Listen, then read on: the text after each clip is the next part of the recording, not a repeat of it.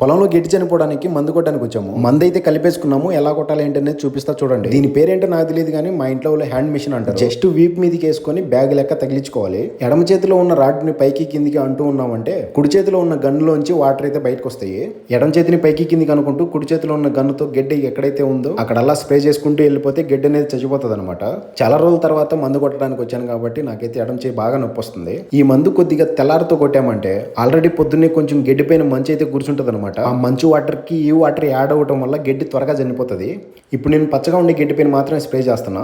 ఇప్పుడు నేను నడిచే దగ్గర ఆల్రెడీ ఎండిపోయినట్టు కనిపిస్తుంది కదా, అది వారం ముందైతే కొట్టారనమాట. నేను కోవిడ్ నుండి ఇండియాకి వచ్చిన తర్వాత ఒక 4 రోజులు నాన్న ఎలాంటి పని చెప్పడు, కాలు కూడా కింద పెట్టనివ్వడు. ఆ తర్వాత ఉంటది సినిమా. 10-11 దాకా నిద్రపోతే ఎట్లా, కొంచెం పని ఉంది వెళ్ళి చేసి రమ్మని చెప్పి చెప్తా ఉంటాడు. అలా ఈ రోజు మందు కొట్టడానికి వచ్చి ఒళ్ళు మొత్తం ఊనం అయిపోయింది. అసలు ఈ మందు కొట్టడానికి కారణం ఏంటి, అలా కొట్టడం వల్ల ఉపయోగాలు ఏంటి, నష్టాలు ఏంటి అని చెప్పేసి ఒక ఫుల్ వీడియో చేసా. ప్రొఫైల్ కింద ఉంది చూడండి. ప్లీజ్ ఈ వీడియోకి లైక్ చేసి సబ్స్క్రైబ్ చేయండి. ఉంటా, బాయ్.